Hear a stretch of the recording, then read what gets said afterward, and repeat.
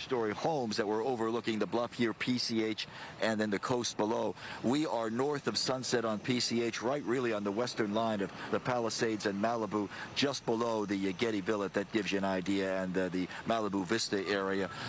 No fire. We were looking to see back up on top if there may have been some water assets up there. We haven't seen anything at this point, just those two large structures burning, uncontrollably burning. And now there is, just to the left, another, in the darkness, you may be able to see it, sort of a three-story building as well. That one is threatened, has been threatened for the last half hour or so in this area of the Palisades. And if you stay with us, Mikey's going to swing around the ocean here, so it's going to look a little dark, but we always say fire everywhere you look. Look at that.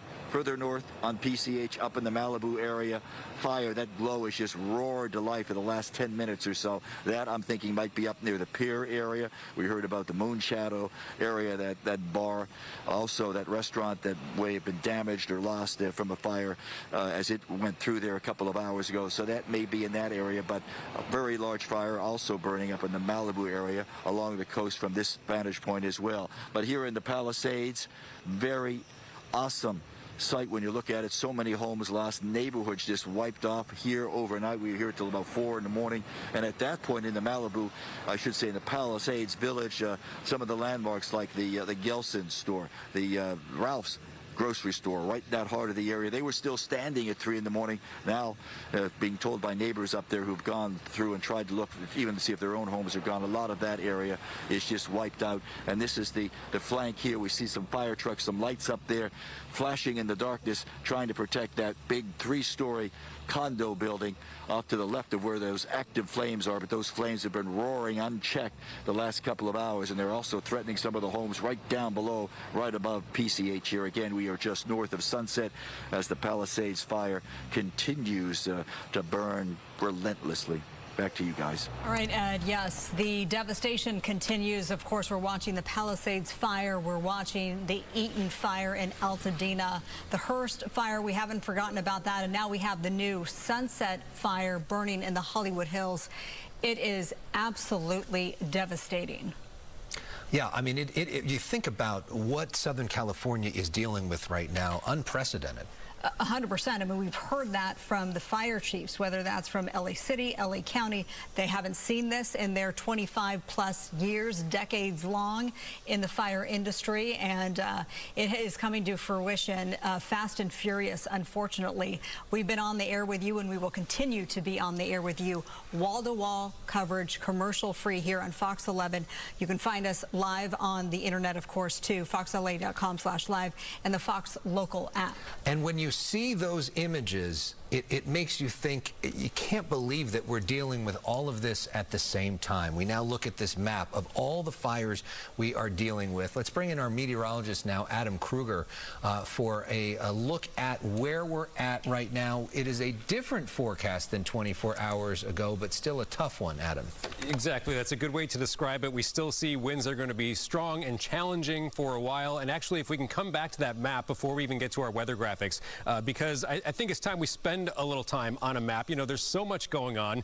There's the multiple fires. I don't know if we can navigate this map as I talk about it, but you know, of course, the Palisades fire, you see the acreage there, 15,000, and you see also that kind of like light gray color to the west of the Palisades fire. That's the burn scar from the Franklin fire, the Malibu area from the previous month. And so the fire footprint of the Palisades fire has extended into the burn scar from the Malibu or Franklin fire we had back in December. And then again, if we can come in even closer to the Palisades fire, you'll see kind of the orange color around that. So that's what we call the fire footprint, basically areas where we've seen the extent of the fire. And look at how broad that is. I mean, when you hear 15,000 acres, it's a little hard to just imagine that in your head. But when you look at it on a map and you can see relative to the Malibu or Franklin fire burn scar from last month, you see how it's multiple times the size of that. And then we have the eastern edge of the Palisades fire that is close to the Brentwood area. And then we've heard today about how the evacuation orders have extended a little bit more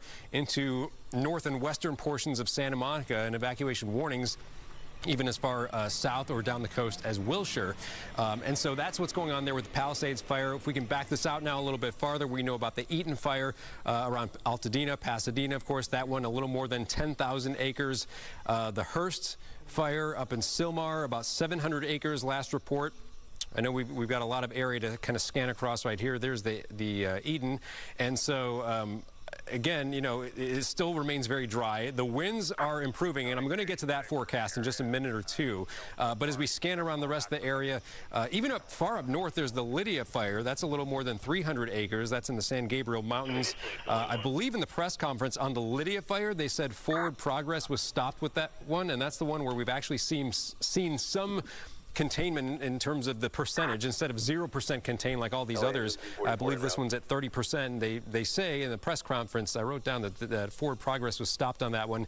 And then just, you know, wild to, and you guys talked a lot about it, but during the press conference that we just had, the breaking news in the middle of that was that the Sunset Fire in the Hollywood Hills has also lit up, and that one will likely continue to spread because weather conditions are still favorable for these fires to spread. All right, so now let's switch to our weather graphics, and I want to break down the forecast a little bit here because there's kind of that situation like good news, bad news. The good news is we are past the worst of the winds, past the worst of the weather conditions, and we talked about how coming into this, it was that PDS, particularly dangerous situation, red flag warning. Happened to be the third one of this season that we've seen, but these are rare to have these PDS red flag warnings. The PDS part of that has expired. The National Weather Service, and I've got this in quotes now, calling it a regular red flag warning, and that extends into Friday, through the day Friday. 6 p.m. is the official cutoff for that. Our forecast winds, they will relax a little bit overnight, area-wide. Doesn't mean it's going to just totally shut down and turn calm, but area-wide, the winds relax tonight, and then the next wind peak we expect is going to start up midday Thursday, maybe as soon as late Thursday morning, so let's say like 10 a.m. to noon tomorrow, starting up around that time through Friday morning is going to be the next peak. And then I think as we go through the day Friday, winds will start to relax once again. Also, just a short time ago, the National Weather Service extended the high wind warning 4 hours later. It was set to expire at 6 p.m. today. Now it's in effect until 10 p.m. for all these areas in yellow. A lot of this is where we see the fires right off towards the north and across the mountains and the valleys. This is where winds still could gust up to 60. Not quite the extreme levels we saw earlier, yesterday, last night, early this morning, but still gust up to 60, especially in some of the higher elevations. But what I've seen where a lot of these fires are right now, just in general, winds have been gusting like 20 to 40 miles per hour, which is already some improvement. Still, though, it's dry. The vegetation is very dry. The air is very dry. The winds are still breezy. And that red flag warning, yes, it extends through Friday. It excludes a portion of Los Angeles and south towards Long Beach, for example, and down the Orange County coastline. But all these areas in magenta in a red flag warning through Friday. Now let's get to what a lot of you are probably wondering about. What do the winds actually look like over the next couple of days? So here's our forecast wind gusts. We'll start this at 7 o'clock tonight. Notice improvement. You might remember at this time yesterday we were showing this map and it was just like a purple color across almost the entire area. We saw a wind gust forecast 50, 60, 70 plus miles per hour. Not nearly that intensity overnight tonight. And watch as we go later into the night. Yes, there are going to be some of those higher elevations where it's still windy, but this is, you know, something positive, at least to look forward to, that the winds do lighten up during the middle of the night tonight. That also, of course, helps with the air attack on these fires. Now, here's what I was talking about earlier. The next wind peak, that is going to be upon us as we start going late Thursday morning into midday. This is just happened to be paused at 11 a.m. Here's that purple color back. That's not what we want to see. Purple would suggest winds 35 or higher, at least gusts 35 or higher. And you can see the actual numbers. We still could see some spots with gusts that get up towards 50, 60 plus miles per hour as we go into midday tomorrow. Now let's go a little bit farther. This is late day Thursday, 4 p.m. It's still quite windy, not everywhere, but it's especially the wind-prone areas where we're going to find those challenges with the winds. Now as we go through Thursday night into Friday morning, winds relaxing in some spots, still quite gusty up to the north especially. And then finally, as we go through the day Friday, we're getting towards the end of this Santa Ana wind event. Winds overall across the area will start relaxing at that time. Another aspect here is the humidity.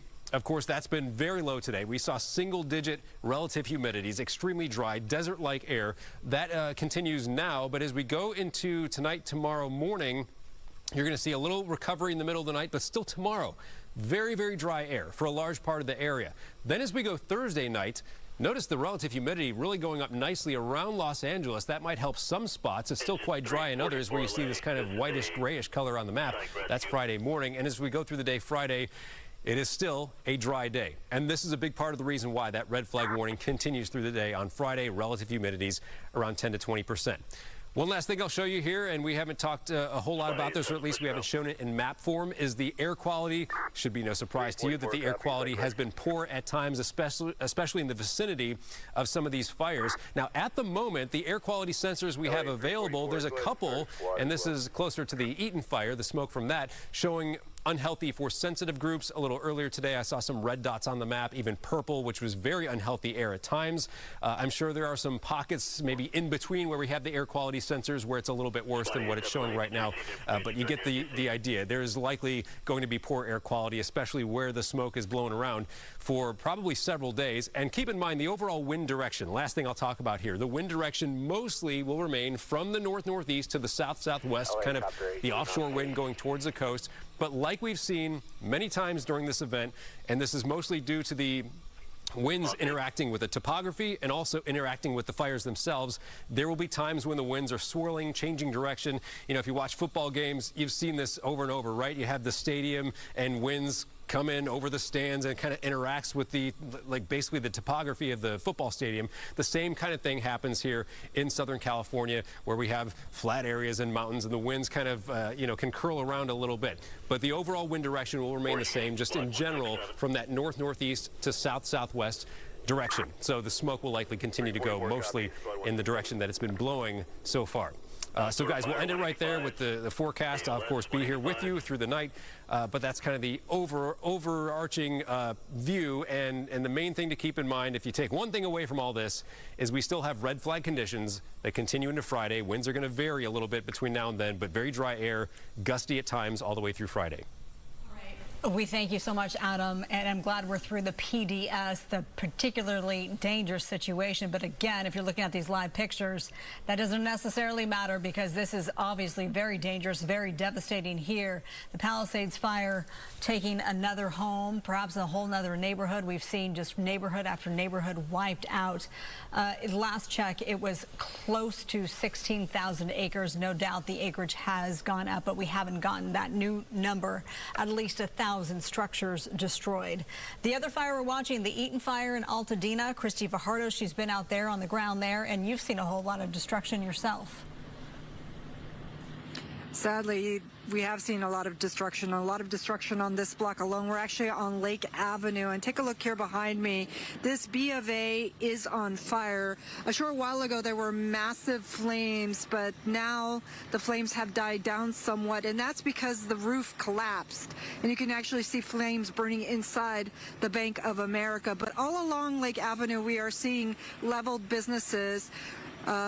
I saw what used to be a vegan cafe. There was also a dry cleaners, another restaurant, and what looked like a dental office, and there's nothing left. They have been completely leveled. They are just down to the ground. And right next to this Bank of America, you can't see it because there is a ladder truck in front of it, but there was another small business. We were told it was a small pet store, a family-run pet store, and we talked to one woman who said that she used to go there as a child and get her guinea pigs and has a lot of fond memories. And this really underscores the danger, because for most of the day, we saw other buildings that had been completely destroyed, but the Bank of America was unscathed. But because that pet store, or at least what's left of it, was smoldering and there were still flames, hours later, we saw this Bank of America catch fire. And we've also seen firefighters coming in a couple of times. They doused it with water and then left, and then we'd see another engine come, and one engine company took out axes and looked like they were going to try to make entry into the Bank of America, but then they left, and it looks like what they were waiting for, what they needed, was a ladder